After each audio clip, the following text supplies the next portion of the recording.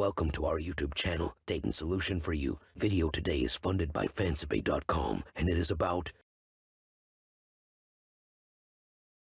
Meet Charles Raine, the infamous British terrorist responsible for orchestrating multiple bombings, assassinations, and other heinous crimes. Despite his long criminal record, he has always managed to elude the authorities. Charles is an escape artist who uses his cunning and deception to evade capture. In the opening scene, we find him in a surgery room, surrounded by several doctors. Charles is preparing to undergo his 10th facial reconstruction surgery to alter his appearance. When the head doctor asks if he needs anesthesia, Charles refuses, stating that he enjoys the pain.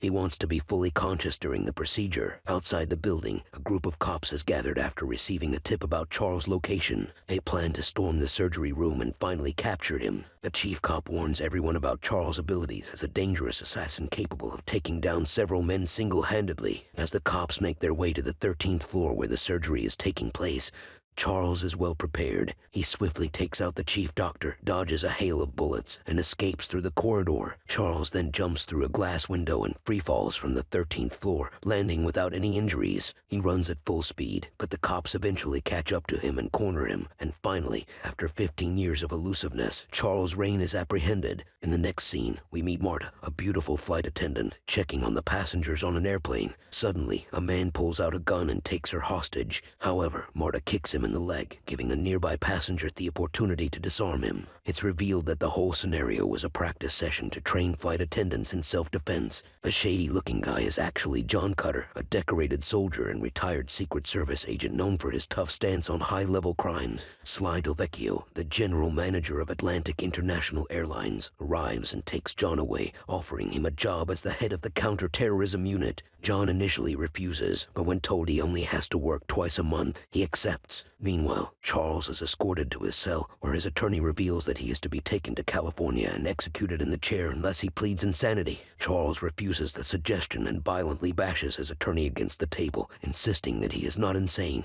In the following scene, we see John meditating shirtless, reminiscing about his past. The movie then flashes back to when John and his late wife were shopping in a convenience store. A robber arrives and attempts to steal money from the counter, holding John's wife hostage. Despite John's efforts to stop him, the robber shoots and kills his wife. The incident traumatizes him so much that he quits his work as a special agent and isolates himself for months. In the present, John is assigned to guard a large Lockheed airline with almost 200 passengers on board, assigned seat number 57. Hence the movie's name. Coincidentally, Charles and 2 FBI agents also board the plane, headed for California. Among the flight attendants is Marta and a beautiful young girl named Sabrina. As the flight progresses, a little boy fires an imaginary bullet at Charles, the cold-blooded killer. In response, Charles pretends to be dead, but when he shoots back at the boy, his cuffs are revealed, causing alarm among the nearby passengers. Sabrina, the flight attendant, assures everyone that there is nothing to worry about and calls a suspicious-looking staff member to send over the special service. The staff member puts a metal briefcase on the waiting tray, and Sabrina retrieves a gun from it once she is alone with it. Sabrina then proceeds to shoot 2 unsuspecting FBI agents in the head. Much to everyone's horror, Charles then unlocks his cuffs, and 3 of his goons emerge from their seats and threaten the passengers to remain silent. It is revealed that Charles had planned everything all along and had hired people to hijack the plane when he found out that the agents were escorting him in a commercial airline. Charles heads to the cockpit and shoots one of the pilots dead, asserting his dominance. He announces over the radio that the plane is officially hijacked, but no harm will come to the passengers if they remain calm and obey his orders. John, who overhears all of this from the restroom, gets terrified. He manages to get hold of the onboard phone and explains the situation to his friend Sly. John subdues one of the hijackers, takes his gun, and uses him as a shield to confront Charles. The latter grabs Marta, creating an intense showdown between the two. Charles soon lets go of the flight attendant and shoots an innocent man to prove his point. He then fires a shot towards John, but it accidentally kills one of his henchmen. John and Marta run away from the commotion, enter the elevator, and take it all the way down to the cargo hold.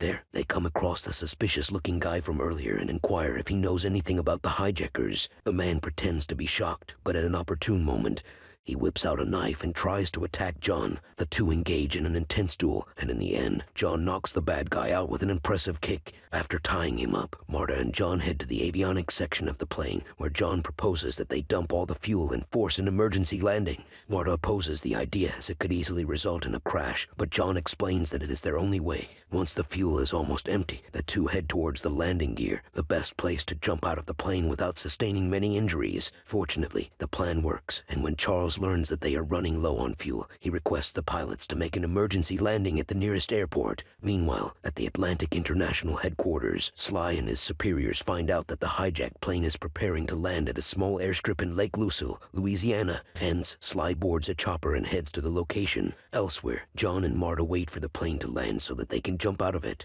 When they are about to jump, one of the hijackers ambushes them from behind. John is pushed out of the plane, while Marta is taken hostage once again. Two cops arrive at the scene and immediately arrest John, despite his best attempts to claim that he was the head of security on the plane. As he is being escorted away, Charles makes contact with the control tower, and the chief sheriff, Mr. Biggs, answers him. Charles demands that the plane be refueled within 10 minutes and promises to release 100 passengers in return. When the sheriff refuses to accept the deal, Charles kills 5 passengers to make a statement. Mr. Biggs is frightened by the situation and reluctantly gives permission to refuel the airplane. Soon after, John is escorted to the control tower, and even Mr. Biggs suspects that he is one of the criminals. Charles, the devious mastermind, calls Mr. Biggs once again and lies that John is one of his accomplices who betrayed him and escaped. Mr. Biggs falls for the trick and orders his officers to lock John up in the basement. However, John impressively fights off the officers, seizes a police motorcycle, and races to the airstrip.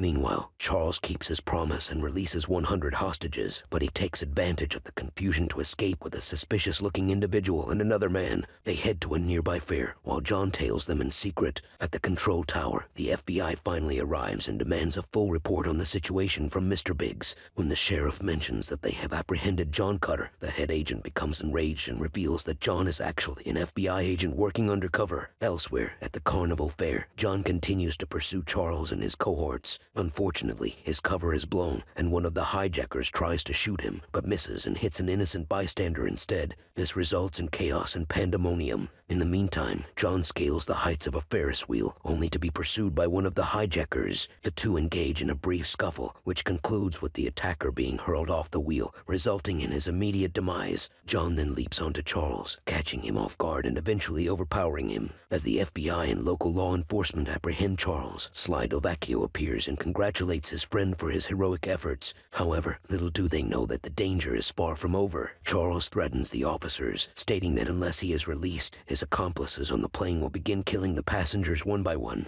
Despite John's attempts to negotiate with him, the officials are left with no choice but to allow Charles back onto the aircraft. However, they have a plan. Snipers will be deployed atop a nearby building, and as soon as Charles and the other hijackers are within their sights, they will be shot dead. John is appointed as the leader of the mission. In the following scene, 2 FBI agents escort Charles to the plane, but as they are about to board, the snipers open fire. It transpires that the suspicious-looking individual from earlier has killed the original snipers and is now taking aim at all the FBI agents. A shootout ensues, leading to several casualties, including the mysterious figure. The plane begins to take off, but John is determined not to let them escape. He and Sly hop into Mr. Biggs' vehicle and request that he chase the plane. The plan is to seize hold of the retractable landing gear and enter the plane through it. Though it is an incredibly dangerous feat, Mr. Cutter takes it in stride, latching onto the landing gear with ease. Once inside the plane, John heads to the cargo hold and eliminates one of the hijackers. He then sneaks up behind Sabrina and knocks her out. The only hijacker left standing is the notorious Charles himself. Before confronting him, however, John heads to the cockpit and instructs the passengers to alter course and head back to the Lake Lucille airstrip.